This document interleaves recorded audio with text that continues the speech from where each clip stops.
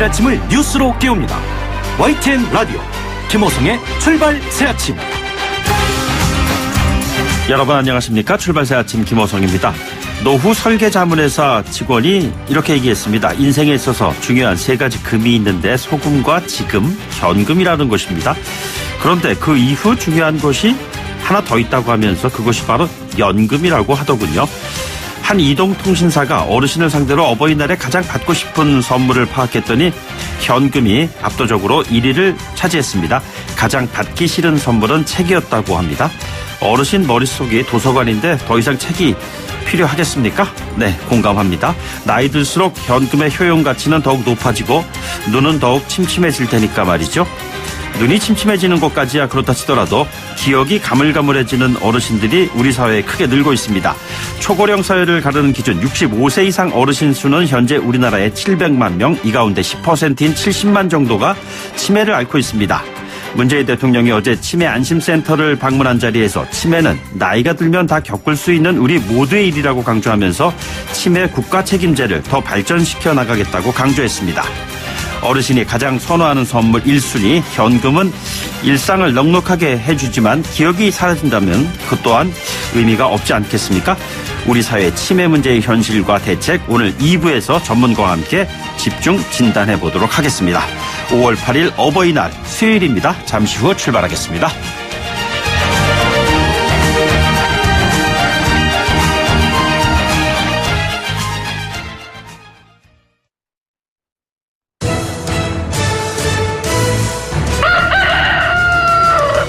꼭이요 꼭 출근길 꼭 알아야 할 뉴스 이종래 꼭 뉴스.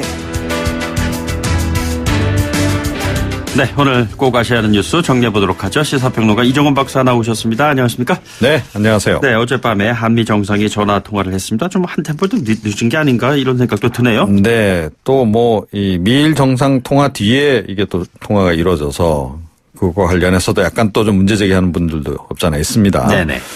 문 대통령이 트럼프 대통령하고 어제 밤 10시부터 10시 35분까지 통화를 했다고 하고요. 예.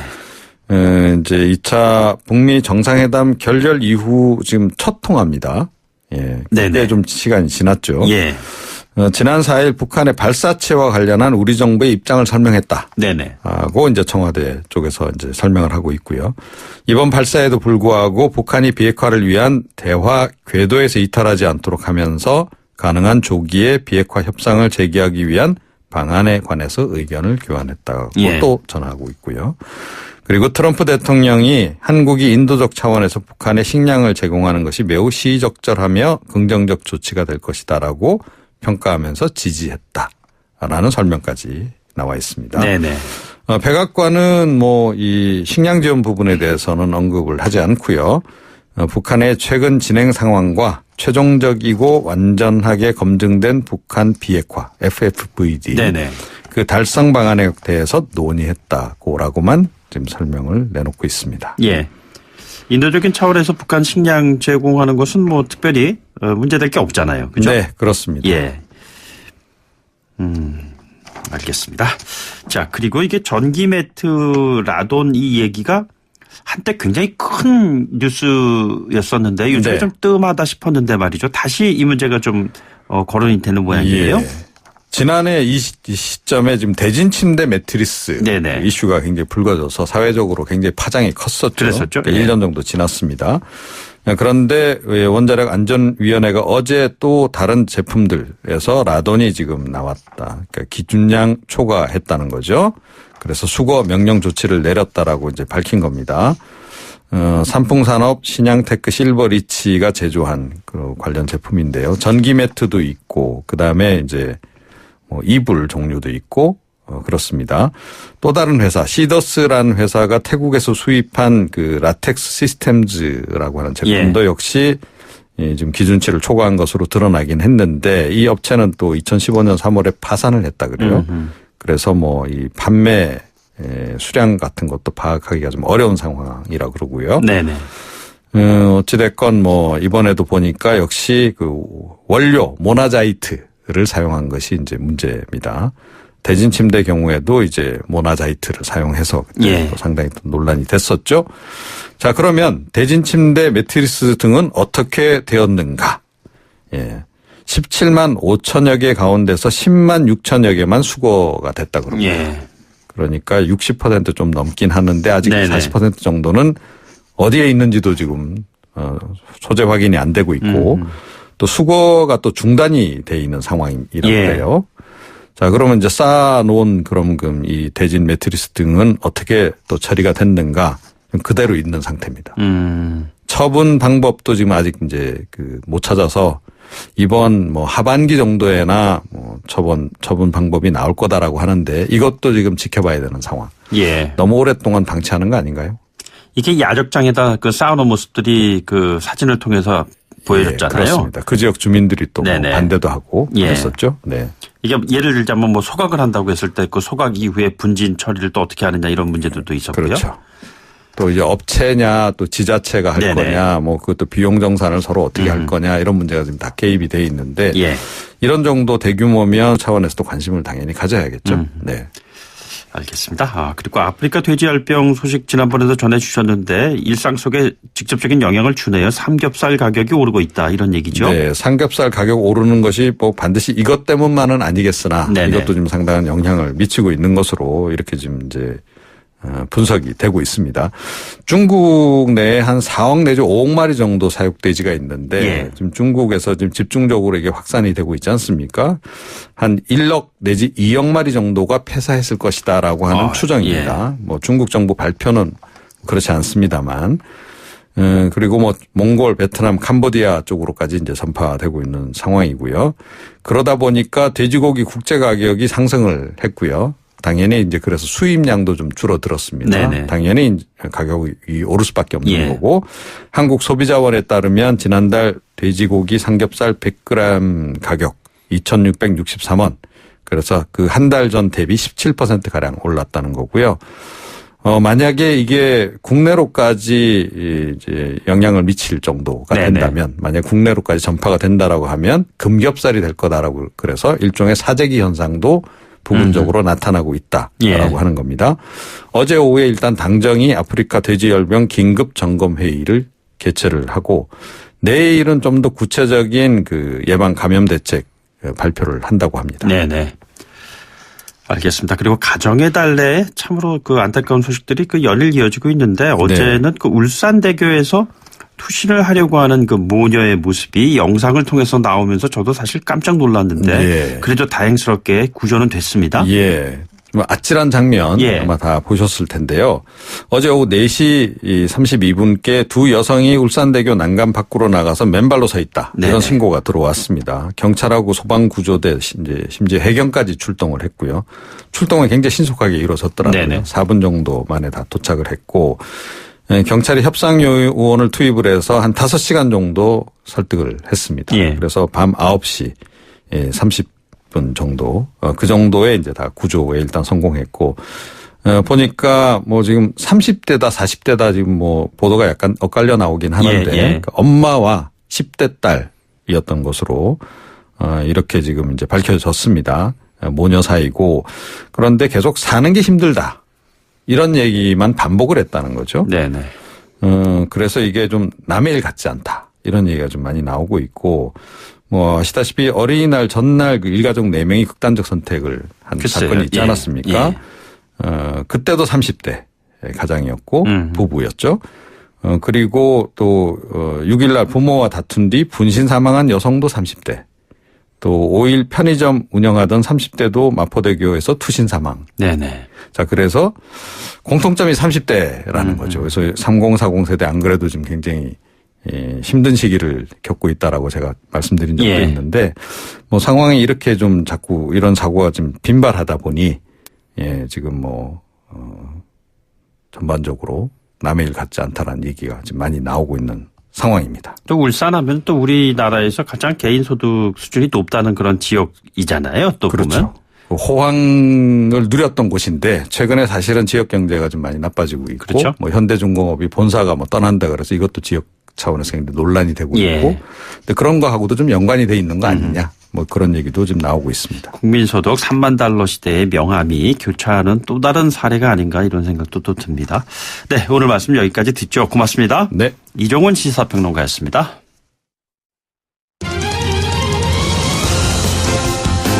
가장 뜨거운 이슈. 오늘의 헤드라인. 출발 새 아침 헤드라인 인터뷰.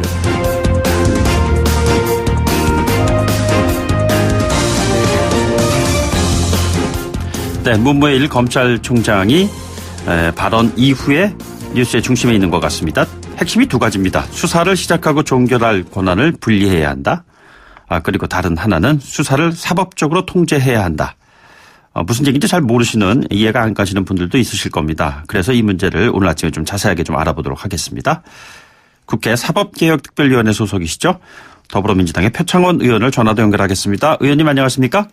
네, 안녕하세요. 예, 지금 패스트트랙에 올려진 이 조정안에 따르면 검찰이 들고 있는 권한 중에서 수사권, 수사 지휘권 이 두 가지 부분이 있는데 이것에 대한 변화가 지금 있을 것이다. 이런 얘기 아니겠습니까?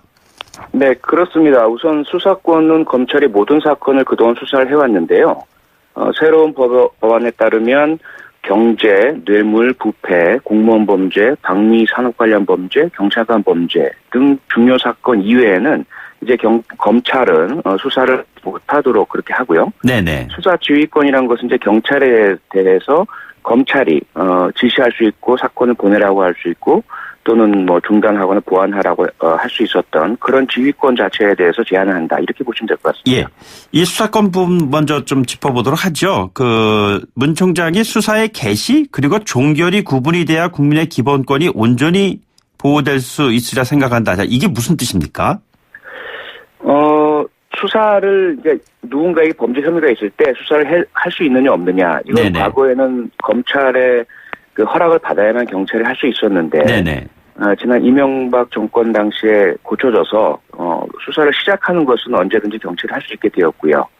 그런데 수사의 종결을 한 것은 수사해 보니까 범죄 혐의가 충분해서 기소해야 된다라거나 네네. 아니면 이거 증거가 부족하거나 혐의가 없다라고 판단돼서 기소하지 않고 중단된다. 이 결정을 누가 하느냐의 문제입니다. 예, 예. 그런데 여전히 문무일 총장의 이야기는 그건 검사가 해야지 경찰이 하면 안 된다. 이런 주장이죠. 예. 그러니까 다시 말해서 이제 이제 공소에 제기를 하는 것이 검사가 가지고 있는 일종의 권한인데 그 검사의 기소로 수사가 종결이 되고 그 다음에 이제 법정으로 넘어가는 그런 사안을 여전히 검찰이 가지고 있어야 된다. 이런 이야기인가요, 그러면? 그거는 사실은 이제 경찰이 수사한 결과를 검찰의 모든 것을 보내라 이렇게 이해하시면 될 것 같습니다. 문무일 총장의 주장은. 네네. 그래서 범죄 혐의가 있건 없건 경찰 수사 결과를 모두 보내서 판단을 우리가 하겠다 이렇게 이해하시면 될 것 같고요. 네네. 현재 공정거래위원회나 국세청, 관세청 이런 곳에서도 조사나 수사를 하거든요. 네네. 그런데 범죄 혐의가 충분한 경우에만 검찰에 고발을 합니다. 그런데 만약에 경찰에도 똑같이 적용을 한다고 한다면 경찰 수사 결과 기소할 만한 혐의가 확정되면 검찰에 보내는 이렇게 이제 앞으로 바뀌겠다라는 것인데 네네. 여기에 대해서 검찰이 아니다. 경찰만은 수사한 모든 것들을 검찰에 보내야 된다. 이렇게 주장하고 있다고 보시면 될 것 같습니다. 예, 그러니까 지금 경찰의 그러니까 1차 수사 종결권을 갖게 되는 거에 대해서 문 총장은 글쎄 반대라는 표현이 맞는지 모르겠습니다. 어쨌든 대단히 민감한 반응을 보인 것인데요. 이게 보면은 그 경찰이 불기소 의견을 이제 검찰에 이제 보냈는데 거기에서 그 경찰의 불기소 의견을 받아든 검찰에서 기소를 결정을 한 피의자가 한 3,000명 정도 연간 된다는 겁니다. 이것은 다시 말해서 경찰에서 이 사람은 특별히 기소할 정도의 중대한 그런 사안이 아닙니다라고 보냈는데도 불구하고 검찰에서 이게 무슨 소리야? 다시 수사를 해야지, 기소를 해야지 이렇게 결정한 사람도 연간 3,000명이라고 한다면은 경찰에서 제대로 수사를 하지 않은 것 아니냐 이런 의문이 제기된다는 것 아니겠습니까? 이런 일이 계속 벌어진다는 얘기잖아요. 그거는 이제 모순된 주장인데요. 네네. 기존의 제도하에서는 검찰이 수사 지휘권을 가지고 있습니다. 예, 예. 이미 경찰이 송치하기 전까지 검찰의 모든 걸 보고하고 또 영장을 청구할 것인지 말 것인지 수사를 더 보완할 것인지에 대해서 검찰이 다 지휘를 하고 있는 상태였거든요. 네네. 그 결과 연간 수백만 건 중에 3,000건인데 이 부분을 최종적으로 경찰이 이건 우리 의견상으로는 불기소하는 게 좋을 것 같습니다라고 올렸는데 네네. 그 중에서 이제 검사가 아니야 이건 기소할게 이렇게 보시면 될 거고요. 네네. 그 중에 또 상당수는 1심 법원에 가서 뒤집힙니다. 판사는 또 생각이 다르다는 거죠. 예, 예. 그래서 무죄 판결을 내린다든지 그런 부분들을 딱 3천이라는 숫자만 가져와서 혹시 또 경찰은 이만큼 문제가 있으니 그런 종결권을 주면 안 돼라고 내세우는 것은 네네. 통계와 숫자를 이용한 조금은 정당하지 못한 공격이라고 생각이 되고요. 예, 예. 그것보다는 오히려 수사와 기소를 분리함으로써 기소가 더 철저하게 수사의 결과 또 과정을 적법성이 있는지 인권 침해 여지가 있는지 살펴보도록 하는 것이 더 국민 인권 보호에 맞다. 그것이 국회 사법개혁특별위원회가 차려진 이유이기도 하죠. 네네. 수사와 기소를 이제 분리하는 그 부분에 대해서 말씀을 해주셨는데 그렇다면 이제 수사 지휘권에 관련된 문제가 또 언급되지 않을 수가 없을 것 같은데 말이죠. 이 수사 네. 지휘권은 조정안에 따르면 어떤 식으로 앞으로 정리가 된다고 봐야 하는 것인지요? 네, 그동안은 수사는 검사의 권한이었고 검사의 업무였고 네네. 이것을 지휘를 받은 경찰관이 수행하는 것으로 되어 있었는데요. 예, 예. 이것이 이제 바뀌는 거죠, 완전히. 네네. 경찰과 검찰은 상명하복의 지휘 통제 관계가 아니라 협력 관계로 바뀌게 되고요. 그다음에 경찰에서 수사를 하다가 영장을 청구하거나 혹은 기소견으로 송치하기 전까지는 검사가 경찰 수사에 대해서 지휘를 하지 못하게 됩니다. 네네.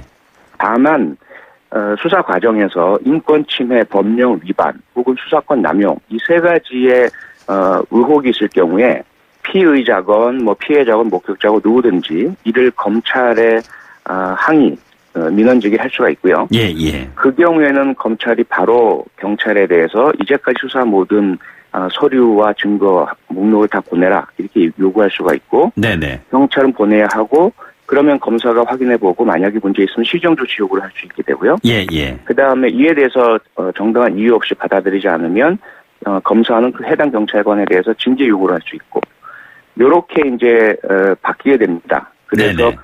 관계는 협력 관계로 바뀌고 경찰의 수사의 독자성이 확보가 되는데 검사는 이에 대해서 준사법적인 통제를 할 수 있는 그런 관계로 설정이 되게 되는 거죠. 예.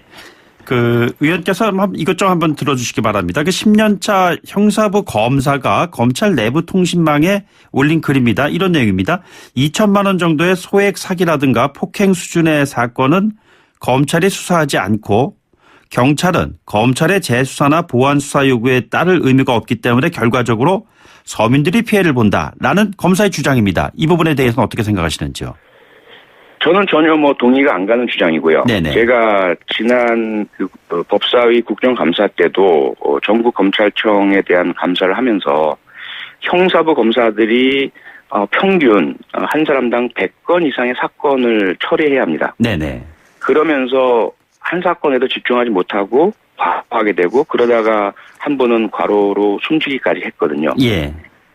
그런 경미한 폭행이나 또는 사기 사건에 대해서 현재도 검사는 전혀 개입할 여지나 또는 시간이나 여건이 전혀 안 되는 상황이고요. 네네. 오히려 지금 상황보다는 차라리 경찰의 수사의 독자성을 확보해 주되 책임을 지도록 만들어서 네네. 만약에 그런 경미한 사건에서 불공정하게 처리하거나 혹은 법령 위반이 있을 경우는 해당 경찰관이 형사처벌을 받거나 징계처벌을 받도록 하는 것이 예, 예. 오히려 더 서민들의 인권이 보호되는 또 수사의 공정성을 확보하는 방안이 됩니다. 네네. 예를 들어서 여쭤보겠습니다. 지난번 버닝썬 사태 같은 경우에는 그 작은 경찰관과 신고를 받은 그 당사자들 사이에서 벌어진 경미한 사건으로 처음에는 다뤄줬다가 가면 갈수록 일파만파로 번지지 않았습니까? 지금 의원께서 말씀하신 경찰 수사의 독자성을 보장한다고 했을 때 이 같은 상황에서 과연 경찰 수사의 독자성을 보장받을 수가 있을까? 이런 의문이 든다는 것이죠. 바로 그것 때문에 또 바뀌어야 됩니다. 네네. 그래서 기억하시겠지만 이 사건 초기에 제가 이 사건은 경찰 연루 부분은 검찰의 수사를 맡겨라라고 요구를 했습니다. 예, 예. 여러 보도가 됐고요.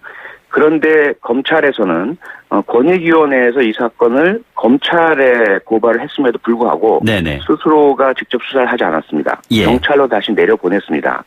그건 현재 상태에서 지휘 통제 관계로 묶여있는 검찰, 경찰이 한통속이라는 이야기입니다. 네네. 또 검찰에서 발생하는 범죄에 대해서도 경찰이 제대로 수사를 못합니다. 네네. 오히려 경찰, 검찰이 분리가 되어서 상호 견제하고 균형 상태가 되었을 때 앞서 말씀드린 것처럼 검찰의 직접 수사 범위도 좁혀서 경찰 범죄에 대해서는 검사가 반드시 수사하도록 됐을 때 예. 버닝썬 사건처럼 경찰에 연루 의혹이 있는 사건에 같은 제19인 경찰이 수사하는 것이 아니라 네네. 검찰이 수사해서 더 철저하게 규명할 수 있도록 되는 것이죠. 네네.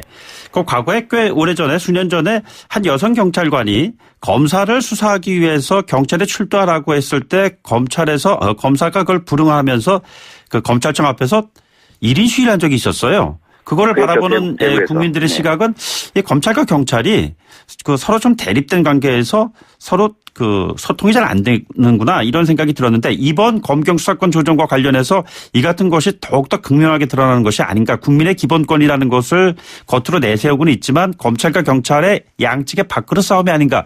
이런 시각을 갖고 있는 사람들도 꽤 있는 것 같습니다. 답변을 좀 주신다면요. 네, 그런 시각으로 지난 65년간 이 문제를 해결하지 않았으니까 계속 지속되는 것이죠. 네네. 언제까지 이대로 둘 것입니까? 경찰과 검찰이 서로 한편이 될 땐 지나치게 유착을 하고요. 그 약촌 오거리 사건, 삼례 마을 나라 수포 예. 사건, 뭐 또 낙동강변 사건, 숱한 재심 간첩 조작 사건, 진심으로 무죄가 밝혀진 사건에마다 경찰과 검찰은 한 통역이었습니다. 네네. 그러다가 자기들의 기관 이익이 대두되면 서로 또 으르렁거리고 싸우고요. 이번에 이 수사권 조정을 해내야만 양 네네. 기관이 국민은 안중에도 없이 서로의 기관 이익을 위해서 싸우는 모습을 일단락시킬 수가 있는 것이죠. 네네. 이것을 내세워서 오히려 수사권 조정을 또 안 하고 미뤄두게 되면 양 기관은 여전히 또 유착할 땐 유착하고 불필요한 싸움을 할 땐 또 싸우고 그런 관계로 남아있을 수밖에 없게 됩니다. 알겠습니다. 연결한 김에요. 현안 질문 하나 마지막으로 드리겠습니다. 새 원내대표 선출 세 사람 후보 가운데 누가 돼야 된다고 보십니까? 세 분 다 훌륭하기 때문에 어떤 네. 분 돼도 상관없다고 생각이 되고요. 네네. 그동안 저희는 우상호, 우원식, 홍영표 세 분 원내대표가 상당히 열심히 잘해주셨고 예. 민주적으로 원내 운영을 해오셨기 때문에 그 전통이 이어지리라고 생각됩니다. 알겠습니다. 여기까지 듣죠. 오늘 말씀 고맙습니다. 네, 고맙습니다. 더불어민주당의 표창원 의원과 함께했습니다. 1부 마치고요. 2부에 돌아오죠. 뉴스를 만들어내는 뉴스, 이슈를 끌고 가는 이슈. 아침을 여는 정통 아침 시사. YTN 라디오 김호성의 출발 새아침. 네, 최근 치매 노인들과 연관된 안타까운 사건, 사고가 끊이지 않고 있습니다. 개인의 영역 문제가 아닌 것 같습니다. 사회가 나서야 되지 않느냐라는 목소리가 적지 않게 나오고 있습니다. 전문가로부터 이 부분에 대한 대책 한번 들어보도록 하죠. 잠시 뒤 돌아오겠습니다.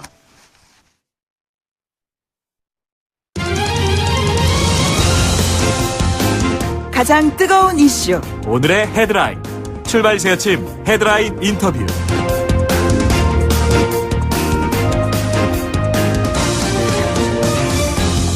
네, 최근 치매 노인들을 중심에 둔 사건, 사고가 몇 가지 나왔었죠. 치매 노인이 요양병원 차량에 하루 넘게 방치됐다가 숨지는 사건도 있었고요.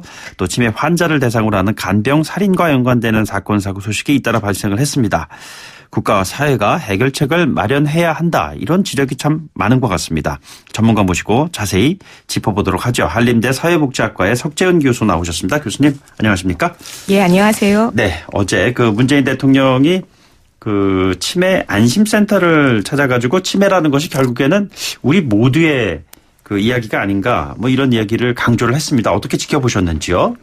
네, 어제 대통령께서도 남의 일이 아니라 우리가 언젠가 나이가 들면 다 겪는 문제 아니냐라고 말씀을 하셨는데요. 정말 그렇습니다. 중앙치매센터에서 치매 역학조사 결과를 발표하고 있는데요. 노인의 치매 유병률이 노인의 10%로 나타나고 있습니다. 네네. 이거는 이제 노인 10명 중에 1명은 치매다라고 얘기하는 건데요. 700만 노인 중에 70만 명 이런 얘기 나오는 거죠? 그렇죠. 이제 1000만 노인이 우리가 2025년 된다라고 하면 네네. 치매 100만 시대가 눈앞에 있는 거죠. 그러니까 사실은 우리 주변에도 집안에 누군가는 치매를 앓고 계신 분들이 한두 분 꼭 계시거든요. 네네. 그러니까 우리 모두의 문제라고 할 수 있습니다. 이런 분들을 이제 돌봐야 하는 시설이라고 한다면은 일단 1차적으로 뭐 가정이라는 것이 있겠습니다만 그 가정이라는 테두리 안에서 벅찰 경우에는 요양병원, 요양시설 뭐 이런 곳이 있는데 말이죠. 이 개념이 일반인들에게 선뜻 다가오지가 않아요. 어떻게 다른 것이죠?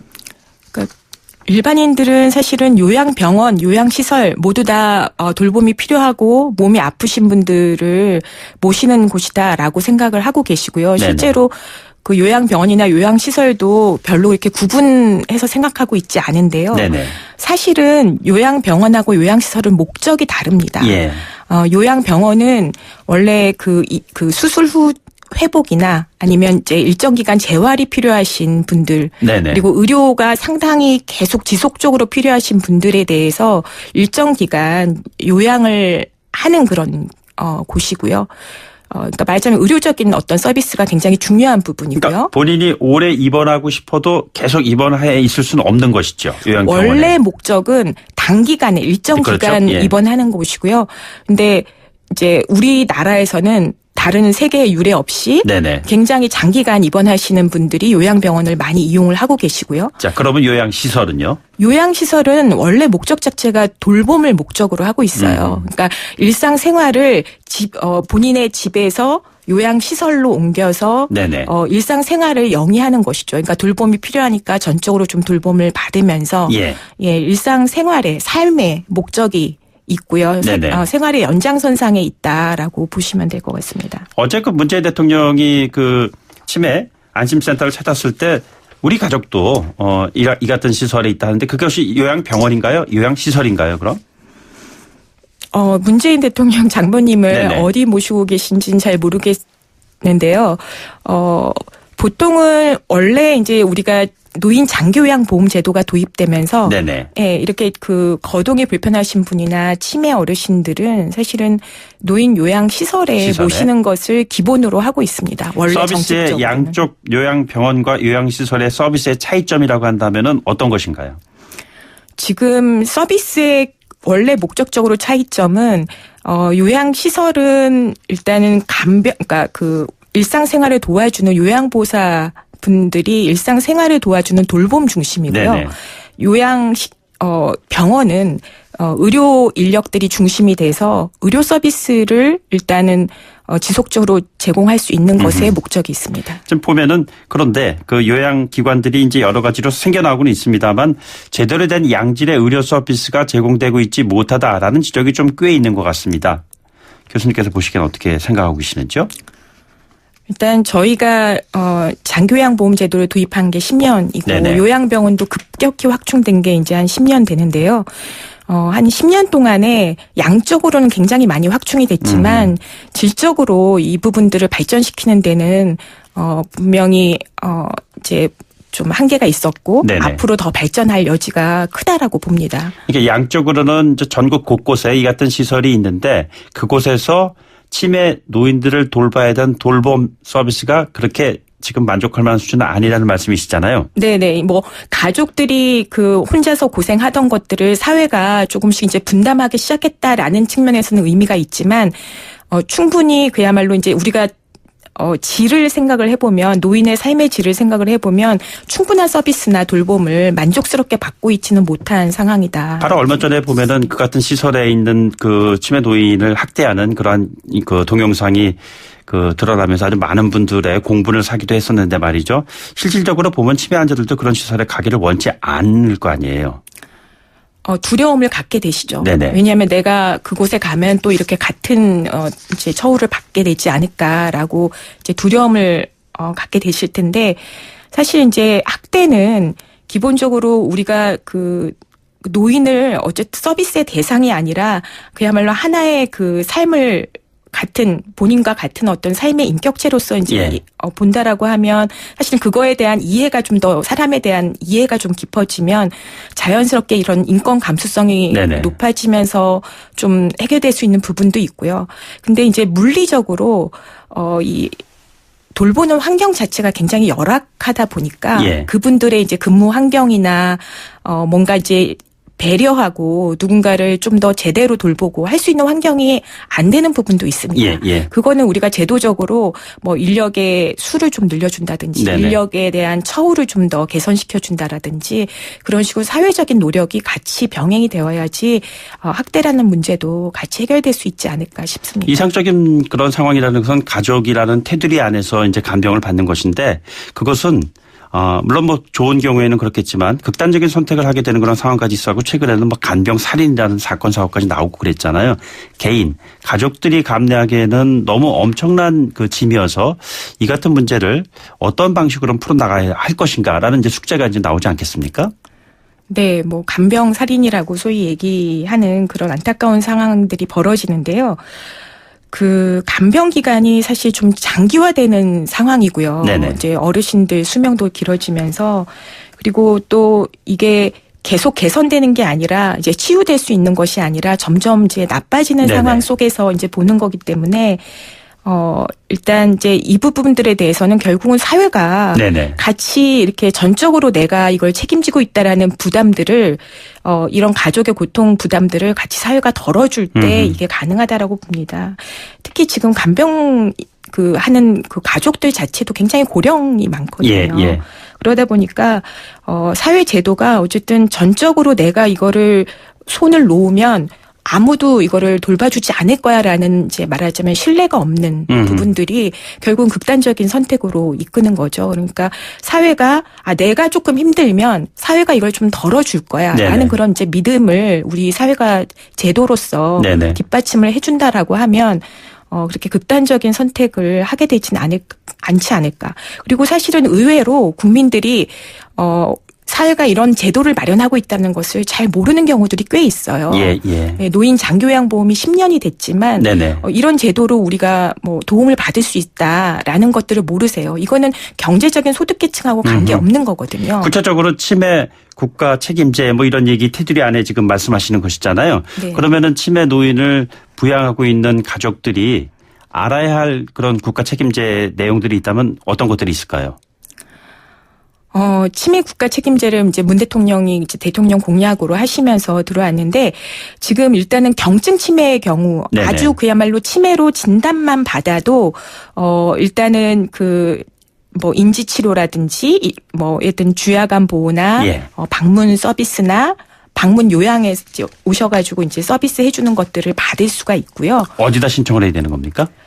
일단은 편하신 동사무소에 신청을 해도 네네. 원래 이거 관리하는 기관은 국민건강보험공단이에요. 예. 그래서 공단 지사에 신청을 하셔도 되고 동사무소에 신청을 해도 이 건강보험 지사로 연결해주기 네네. 때문에 아무나 이제 가족이나 아니면 주변에서 예, 신청을 예. 해주시면 됩니다. 경증 치매의 이제 경우이고요. 자, 그렇다면 그 다음에 좀 약간 상태가 좀 안 좋은 단계에 있는 환자들은 어떠한 도움을 받을 수가 있죠? 일단은 치매가 의심되시는 분들은 마찬가지로 동사무소나 그 네네. 건강보험 지사 가셔서 신청을 하시면 예. 장기요양 인정 등급을 받으실 수 있고요. 네네. 그 인정 등급을 받으신 분들은 서비스를 받으실 수 있습니다. 네네. 지금은 치매이면 모두 다 장기요양 등급에 포함이 될 수 있게 되어 있고요. 예. 그다음에 이제 굉장히 이제 증상이 심하시고 네. 치매 문제 행동들을 좀 증상을 완화시켜야 되는 경우에 치매 전문 요양 병원을 만들었어요. 요양시설이죠? 예. 요양 시설도 있고 치매 요양 병원도 있고요. 예, 단기적으로 문제 행동들을 좀 완화시키기 위해서 네네. 치매 전문 요양 병원을 만들었거든요. 예, 그러니까 예. 그 부분들을 또 이용하셔도 좋습니다. 네네. 그런 치매 요양병원 같은 경우에를 입원을 해야 될 때는 특별한 조건 같은 것이 있습니까? 그렇진 않습니다. 네네. 그 문제 행동이 좀 심각하고 치매로 인해서 뭔가 치료가 필요하다라고 하면 요양병원에 입원할 수 있습니다. 네. 그것도 동사무소 같은 데 가면은 직접적인 안내를 받을 수가 있나요? 그런 경우에는 사실은 그냥 그 치매 요양병원에 네네. 직접 가셔서 상담하시고 네. 입원하실 수 있습니다. 근데 국가로부터 이제 도움을 받을 수가 있다는 말씀이시죠? 그렇죠. 지금 이제 요양병원은 건강보험의 혜택을 받을 수가 있고요. 네네. 지금 요양시설의 시설. 경우에는 이 장기요양 보험의 혜택을 받을 수 있습니다. 장기 요양보험의 혜택을 받을 수 있다는 것은 예를 들자면 본인 부담을 할 수 있는 범위가 어디까지라는 이야기죠? 노인 장기요양보험은 그 시설에 입원하시는, 그러니까 시설에 입소하시는 경우에는 네네. 본인 부담이 20% 정도예요. 예. 지금 가장 그 중증의 이제 환자 기준으로 봤을 때 한 200만 원이니까 본인 부담이 한 40만 원에다가 식재료비를 본인 부담하니까 총 한 6, 70만 원 정도면 본인 부담이 해결됩니다. 네. 치매노인 환자를 돌보기 위한 우리 사회 제도상의 문제 보완돼야 될 우선순위가 있다면은 어떤 것이 있을까요? 제도상으로는 사실 이제 치매에 대해서 치매 국가 책임제가 되고 그다음에 치매에 대한 국가적인 관심이 높아지면서 많은 제도적인 보완이 이루어지고 있어요. 치매에 대한 우리가 소홀하지 않게 좀 더 서비스를 좀 더 많은 양을 투입할 수 있게 뭐 치매 전담 관련한 어떤 전문 시설이나 서비스에 대한 보상도 이루어지고 있고 네네. 한데요. 그럼에도 불구하고 일단 그 서비스 질에 대한 그 개선 이제 결국 서비스 질에 대한 개선은 결국은 인력에 대한 질과 네네. 관련이 있어서요. 그런 부분들이 높아져야지 될 것 같고 더 중요한 것은 사실은 치매도 가능하면 사실은 지역사회에서 같이 살던 곳에서 네네. 치매를 돌보는 게 가장 좋습니다. 예. 뭐 우리가 이제 일본의 예도 많이 들고 그다음에 뭐 우리가 많이 알려진 사례로 네덜란드 호구백 마을처럼 시설인지 집이 그야말로 지역 사회인지 구분이 안 되는 포용하는. 네. 그야말로 일상생활을 자유롭게 영위하면서 네네. 예, 그러면서 이제 그 치매와 함께 동주하는 삶 그걸 인정을 하는 거죠. 네네. 그러니까 치매라는 걸 다 모두 다 수용하고 뭐 치매는 이런 거야라는 것들을 이해하게 되면 훨씬 더 우리가 이제 수용성이 높아지고 예. 고통도 좀 반감되는 그런 네네. 효과가 있거든요. 알겠습니다. 교수님. 뭐 얘기가 좀 많이 들을 수 있는 내용들인 것 같은데 오늘은 여기까지 들어야 될 것 같습니다. 네, 오늘 말씀 고맙습니다. 예, 지금까지 감사합니다. 석재은 한림대 사회복지학과 교수였습니다.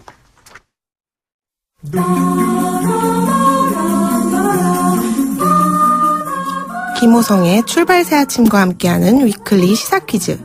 정답자 중 추첨을 통해 소정의 선물을 보내드립니다. 이것은 검찰이 수사, 기소, 영장 청구 권한을 모두 독점하고 있는 현재의 구조를 경찰과 수사 권한을 나누는 방향으로 조정해야 한다는 것을 말합니다. 이것은 무엇일까요? 1번 검경 수사권, 2번 검경 식사권.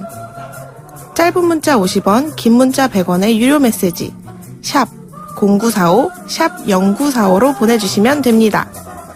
김호성의 출발새 아침 2부 여기서 마치고요. 잠시 후 8시 10분 3부에서 만나요.